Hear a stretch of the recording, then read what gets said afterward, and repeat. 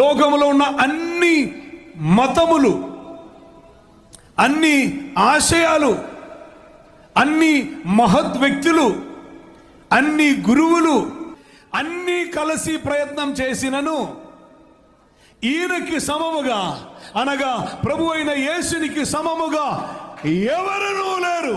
మిగిలిన వారెవరి వలన రక్షణ కలుగనందున ఒక్కరే రక్షకుడు అని చూపించేటప్పుడు ఒకరైనను ఉన్నారు కాదా అని ఆలోచించి రక్షణలోనికి వచ్చుట అన్నది మరిచిపోయి ఆయనలో కూడా తప్పు ఉంది అని నిరూపిస్తే నీకు ఏ ప్రయోజనం మూర్ఖుడా?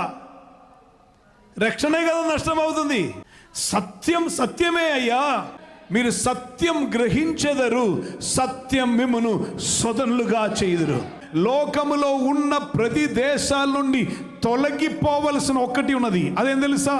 కులం, వర్ణం, వర్గం అని చెప్తున్నటువంటి సాతానిదైనటువంటి ఒక తంత్రం, ఆ ఒక కుయుక్తి. ఇక మతం అని చెప్తున్నా. ఇండియా గవర్నమెంట్ నేను అడుగుతున్నాను, are you not ashamed to ask the caste of an Indian? ఒకే ఒక మార్గమైన యేసు చూపించారు. ఆ ఒక మార్గం తప్ప దేవుని యొద్దకి చేరటానికి వేరే ఏ మార్గము లేదు. ఉంటే నాకు చూపించు, నేను కూడా వస్తాను. కారణం, నేను వెదగి దొరకకుండా మార్గమేమి తెలియక నేను తిరిగిన వేళ నేనే మార్గమని దారి చూపెను.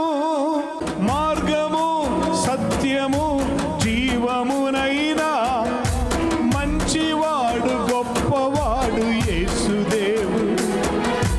మార్గము సత్యము జీవమునైనా మంచివాడు గొప్పవాడు యేసుదేవుడు. నిన్న నేడు యుగ యుగములు ఉన్నవాడను వాడు, నాతో ఉన్నవాడు